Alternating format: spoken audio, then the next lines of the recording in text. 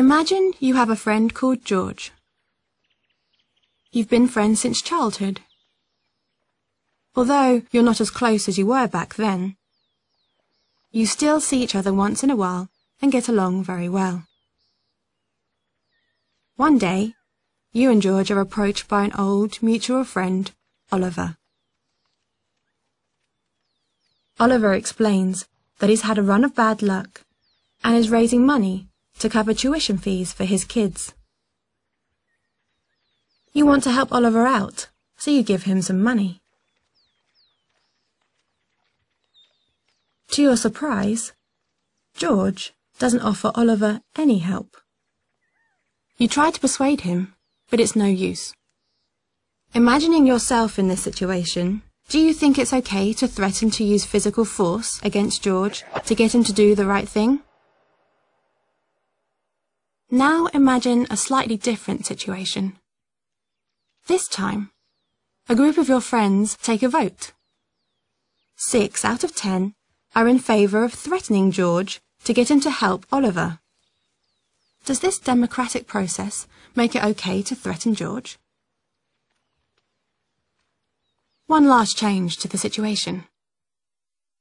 This time, imagine that many thousands of people have democratically agreed that a group, who we'll call the agents, should do whatever is necessary to take money from George and give it to Oliver's family. The agents don't explicitly threaten George at first. All they do is send him a bill. Like everyone else, though, George knows what will happen if he doesn't pay the bill. First, he'll get more letters demanding payment, and the bill will get bigger. Eventually, if he still doesn't pay, agents with guns will break into his house and take him away against his will. Almost everyone pays the bills without protest. They know that agents are prepared to use as much force as necessary to overpower you if you resist. Do you think it's acceptable for the agents to threaten violence against George if he doesn't give his money towards helping Oliver's family? If we approve of state programs that redistribute wealth, we must also approve of threats of violence made against peaceful individuals, because this is how the funds are collected. On the other hand, most of us feel uncomfortable about threatening peaceful people when we imagine having to make the threats ourselves.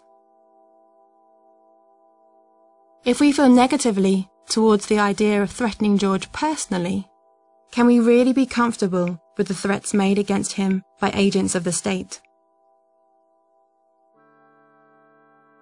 Some people believe that voluntary interaction and spontaneous order are realistic and preferable alternatives to state coercion as a way of organizing society.